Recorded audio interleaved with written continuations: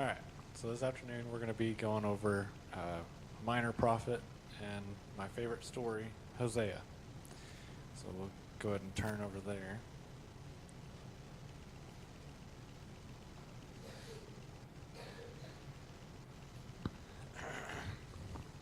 All throughout Hosea, there is a direct correlation between Israel and God. Hosea meaning Savior, and Gomer. So as we go throughout the book, we can look at it from both angles. The first few chapters are the main story and what I'm mainly going to be looking at, but there's a little bit of each chapter that I also will look at. So let's read the first two verses in chapter 1. It says, "The word of the Lord that came unto Hosea, the son of Beeri, in the days of Uzziah, Jotham, Ahaz, and Hezekiah, kings of Judah, and in the days of Jeroboam, the son of Joash, king of Israel, the beginning of the word of the Lord by Hosea. And the Lord said unto Hosea, Go take unto thee a wife of whoredoms, and children of whoredoms, for the land hath committed great whoredom, departing from the Lord." So right here we see the Lord instructing Hosea to marry a prostitute. We would obviously think that's crazy, but sometimes we want to question what exactly God wants us to do. In fact, it's very easy to question God's will. It's easy to say, "Oh Lord, you don't actually want me to talk to that person, right? Or do you really want me to give that man an invitation to church right now?" Oftentimes, by the time we get done questioning God, that opportunity he gives you is already gone. The Bible doesn't show Hosea running away from God's instructions like we see with Jonah when he fled from Nineveh. Hosea accepts, then follows through with what he wants him to do. That takes a lot of faith, especially when it's a big decision like marriage. Marrying a prostitute is completely contrary to what you would usually do. You would be thinking that you're inevitably setting yourself up for failure just by doing that. Let's look at verse 3. It says, "So he went and took Gomer, the daughter of Diblaim, which conceived and bare him a son." So Hosea goes and takes Gomer to wife and has children with her. Let's go ahead and look at verse 4. "And the Lord said unto him, Call his name Jezreel, for yet a little while, and I will avenge the blood of Jezreel upon the house of Jehu, and will cause to cease the kingdom of the house of Israel. And it shall come to pass at that day that I will break the bow of Israel, in the valley of Jezreel. And she conceived again, and bare a daughter. And God said unto him, Call her name Lo-Ruhamah, for I will no more have mercy upon the house of Israel, but I will utterly take them away. But I will have mercy upon the house of Judah, and will save them by the Lord their God, and will not save them by bow, nor by sword, nor by battle, by horses, nor by horsemen. And when she had weaned Lo-Ruhamah, she conceived and bare a son. And said God, Call his name Lo-Ammi, for ye are not my people, and I will not be your God. Yet the number of the children of Israel shall be as the sand of the sea, which cannot be measured nor numbered. And it shall come to pass that in the place where it was said unto them, Ye are not my people, there it shall be said unto them, Ye are the sons of the living God. Then shall the children of Judah and the children of Israel be gathered together, and appoint themselves one head, and they shall come up out of the land, for great shall be the day of Jezreel." So Jezreel, Lo-Ruhamah, and Lo-Ammi. Jezreel signified God's impending judgment on the house of Jehu and the end of the kingdom of Israel. Lo-Ruhamah meant not pitied, reflecting God's intention to withdraw his mercy from Israel. And Lo-Ammi meant not my people, indicating God's rejection of Israel due to their disobedience. At the end of the first chapter, you see that Hosea is talking about, "For great shall be the day of Jezreel." The day of Jezreel is a day of reconciliation between a sinner and a holy God and a sinner with his peer. It is the day when those sinners who are not my people shall be called the sons of the living God. So what a day, what a wonderful day that is, the day where we are all reconciled and become a saved child of God. It is truly the greatest day. There's a little radio series called Unshackled, and they take real life testimonies and kind of dramatize them, and kind of it's like a almost like a play in a way, but they take people from all different backgrounds. And for instance, the one I listened to, it was of a lady who grew up with all kinds of abuse, and she fell into drugs with her boyfriend, and she comes through all that after getting saved and starts serving God instead of herself. A couple of years later, she ends up marrying a young preacher and becomes a pastor's wife. God uses people, period. People get messed up throughout life, but God still uses them for great things that glorify Him. Let's go ahead and look at chapter 2.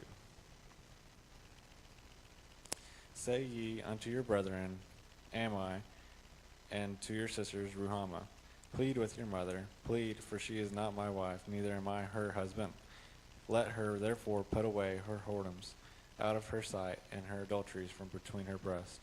Lest I strip her naked, and set her as in the day that she was born, and make her as a wilderness, and set her like a dry land, and slay her with thirst. And I will not have mercy upon her children, for they be the children of whoredoms. For their mother hath played the harlot. She that conceived them hath done shamefully. For she said, I will go after my lovers that give me my bread and my water, my wool and my flax, mine oil and my drink. Therefore, behold, I will hedge up thy way with thorns, and make a wall, that she shall not find her path. And she shall follow after her lovers, but she shall not overtake them. And she shall seek them, but shall not find them. Then shall she say, I will go and return to my first husband, for them was it better with me than now. For she did not know that I gave her corn and wine and oil, and multiplied her silver and gold, which they prepared for Baal. Therefore will I return and take away my corn and the time thereof, and my wine and the season thereof, and will recover my wool and my flax given to cover her nakedness. Now will I discover her lewdness in the sight of her lovers, and none shall deliver her out of mine hand. I will also cause all of her myrrh to cease, her feast days, her new moons, and her Sabbaths, and all her solemn feast. And I will destroy her vines and her fig trees. Thereof she hath said, These are mine rewards that my lovers have given me, and I will make them a forest, and the beast of the field shall eat them. And I will visit upon her the days of Balaam, wherein she burned incense to them, and she decked herself with her earrings and her jewels, and she went after her lovers and forgot me, saith the Lord. Hosea did not give up on her. In fact, he had every right to have her stoned to death because of her adultery. In verse 13, it says that she went after her lovers and forgot me. That's a dangerous thing to do with the Lord, to run away and forget Him. Let's continue on to 23. It says, Therefore, behold, I will allure her, and bring her into the wilderness, and speak comfortably unto her.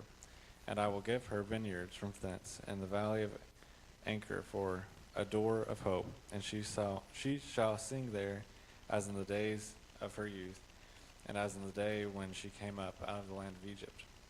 And it shall be at that day, saith the Lord, that thou shalt call me Ishi, and shalt call me no more Bali. For I will take away the names of Balaam out of her mouth, and they shall no more be remembered by their name. And in that day will I make a covenant for them with the beasts of the field, and with the fowls of heaven, and with the creeping things of the ground. And I will break the bow and the sword and the battle out of the earth, and will make them to lie down safely. And I will betroth thee unto me forever. Yea, I will betroth thee unto me in righteousness and in judgment, and in loving kindness and in mercies. I will even betroth thee unto me in faithfulness, and thou shalt know the Lord. And it shall come to pass in that day, I will hear, saith the Lord, I will hear the heavens, and they shall hear the earth. And the earth shall hear the corn, and the wine, and the oil, and they shall hear Jezreel. And I will sow unto her me in the earth, and I will have mercy upon her that had not obtained mercy. And I will say to them, which were not my people, Thou art my people, and they shall say, Thou art my God. So in verse 23, it is much like how God treats us as Gentiles. We become his people, and he becomes our God. Let's continue on to chapter 3. It says, Then said the Lord unto me, Go yet, love a woman, beloved of her friend, yet an adulteress, according to the love of the Lord toward the children of Israel, who look to other gods, and love flagons of wine. So I bought her to me for 15 pieces of silver, and for an homer of barley, and an half homer of barley. And I said unto her, Thou shalt abide for me many days. Thou shalt not play the harlot, and thou shalt not be for another man. So will I also be for thee. For the children of Israel shall abide many days without a king, and without a prince, and without a sacrifice, and without an image, and without an ephod, and without teraphim. Afterward shall the children of Israel return and seek the Lord their God and David their king, and shall fear the Lord and his goodness in the latter days. So the main story ends with Hosea paying a price for Gomer, and she was the same price as what a slave would be.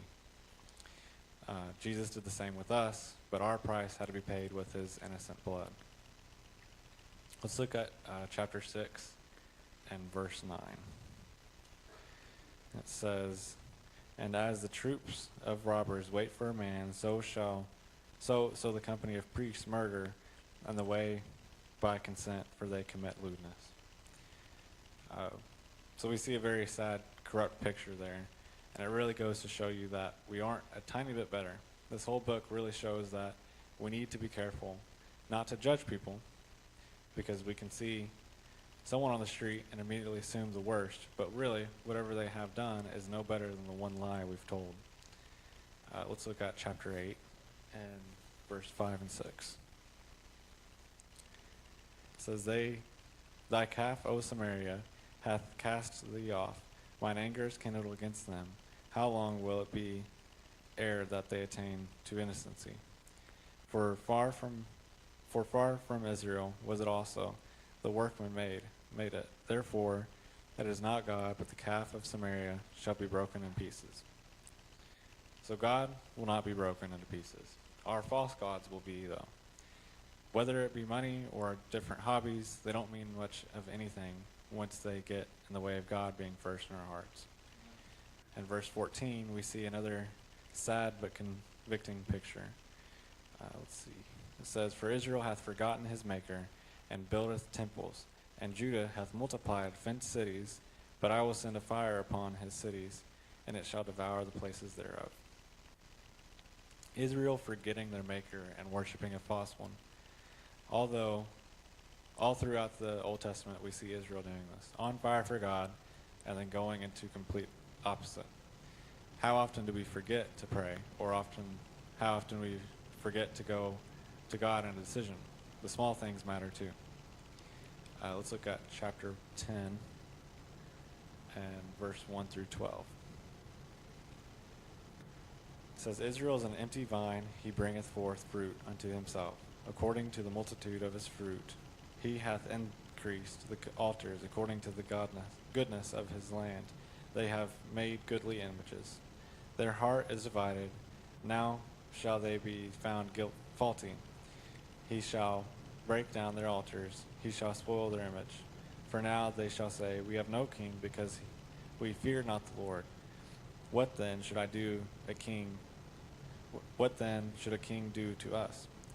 They have spoken words, swearing falsely and making a covenant. Thus judgment springeth up and as a hemlock in the furrows of a field. The inhabitants of Samaria shall fear because of the calves of Bethaven, for the people thereof shall mourn over it, and the priests thereof shall rejoice that rejoiced on it, for the glory thereof, because it is departed from it. It shall be also carried unto Assyria for a present to the king Jerob. Ephraim shall receive shame, and Israel shall be ashamed of his own counsel. As for Samaria, her king is cut off as the foam upon the water. The high places also of Avon, the sin of Israel, shall be destroyed. The thorn and the thistle shall come up on their altars, and they shall say unto the mountains, Cover us, and to the hills, Fall on us. O Israel, thou hast sinned from the days of Gibeah. There they stood, the battle of Gibeah against the children of iniquity, did not overtake them. It is in my desire that I should chastise them, and the people shall be gathered against them, when they shall bind themselves in their own two furrows. And Ephraim is like an heifer that is taught and loveth to tread out to the corn, but I passed over upon her fair neck. I will make Ephraim to ride, Judah shall plow, and Jacob shall break his clods. Sow yourselves in righteousness, reap in mercy, break up your fallow ground, for it is time to seek the Lord, till he come and rain righteousness upon you. So, reading that, let's never be an empty vine, as it says in verse 1. It's selfish to bring fruit to yourself. Me and Haley talked before about how pretty much all sin can be traced back to selfishness. Even the fall of Satan, he wanted all the glory, and he wants to bring souls down with him. Let's look at Ephesians 4, verse 1 through 7.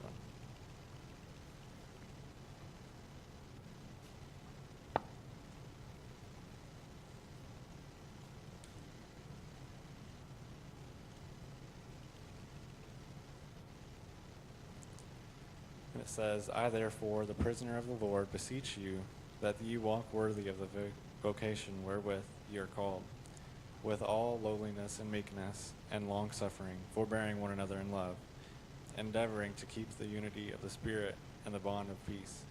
There is one body and one Spirit, even as ye are called in one hope of your calling, one Lord, one faith, one baptism, one God and Father of all, who is above all and through all and all in you. But unto every one of us is given grace according to the measure of the gift of Christ. When we look at the fruit of the Spirit, who is it for? Is it for us to feel better? Not at all. It's to glorify God and to help bring others to Christ. What a shame it is to be, like it said in verse 1, Israel is an empty vine. Verse 12 of Hosea.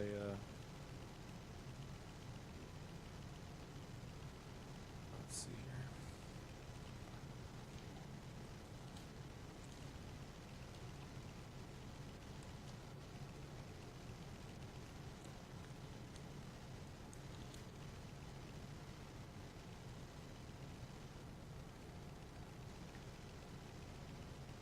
Okay. It says, sow yourselves in righteousness, reap in mercy, break up your fallow ground, for it is time to seek the Lord, till he come and rain righteousness upon you. If that verse doesn't spark revival in the heart, I don't know what will. It is time to seek the Lord. God is very giving, and I love the last part of 12, till he comes and rains righteousness upon you. God's a very giving God. Let's look at chapter 11 and verse 9. I will not execute the fierceness of mine anger. I will not return to destroy Ephraim, for I am God, and not man, the Holy One in the midst of thee, and I will not enter into the city. God shows how powerful he is in verse 9, but he also shows his mercy and grace. I am God, God's ways are altogether different from ours. God's very unhappy with Israel throughout this whole book. And that verse kind of shows like a turning point where a man would look at, what Israel's doing to him and be angry and judge them. But God's bigger than that, and he had mercy upon them. We seek revenge, but God has mercy. Let's look at chapter 12 and verse 6. Therefore, turn thou to thy God, keep mercy and judgment, and wait on thy God continually. We can never, ever go wrong when we wait on God. We get into a lot of trouble when we get impatient. We start ignoring God's will and start looking at what our will is. Our will is never as good as God's. Let's look at verse 9 in chapter 13. It says, O Israel, thou hast destroyed thyself, but in me is thine help. Verse 9, when we leave God and do our own thing, we inevitably destroy ourselves. We're like little children without leadership from God. A child won't give a second thought about eating candy and chips for dinner. If left to themselves, they falter very quickly. God gives us hope, but in me is thine help. We sure need a lot of help. Let's look at chapter 14. We'll end with this. O Israel, return unto thy Lord, return unto the Lord thy God, for thou hast fallen by thy iniquity. Take with you words, and turn to the Lord. Say unto him, take away all iniquity, and receive us graciously. So will we render the calves of our lips. Assure shall not save us. We will not ride upon horses, neither will we say any more to the work of our hands. Ye are our gods, for in thee the fatherless findeth mercy. I will heal their backsliding, I will love them freely. For mine anger is turned away from him. I will be as the dew unto Israel. He shall grow as the lily, and hath cast forth his roots as Lebanon. His branches shall spread, and his beauty shall be as one olive tree, and his smell as Lebanon. They that dwell under his shadows shall return. They shall receive as the corn, and grow as a vine. The scent thereof shall be as the wine of Lebanon. Ephraim shall say, What have I to do any more with idols? I have heard them and observed them. I am like a green fir tree. From me is thy fruit found. Who is wise, and he shall understand these things? Prudent, and he shall know them. For the ways of the Lord are right, and the just shall walk in them, but the transgressors shall fall therein. So ending with this chapter, we see that God loves us freely, and we really don't deserve it. So why did God have Hosea take Gomer as wife when he knew she would be unfaithful? It's because it displays the same picture of us and God. We are unfaithful, and he knew that from the beginning. We run from him and serve other gods time and time again. God is always there when we humble ourselves and come to him. We need to give our all to God because he always gives us complete and unconditional love, a love full of mercy and grace. That love is hard to match. So that's my lesson for this afternoon. But I always enjoy reading the book of Hosea, and it's a very beautiful book. But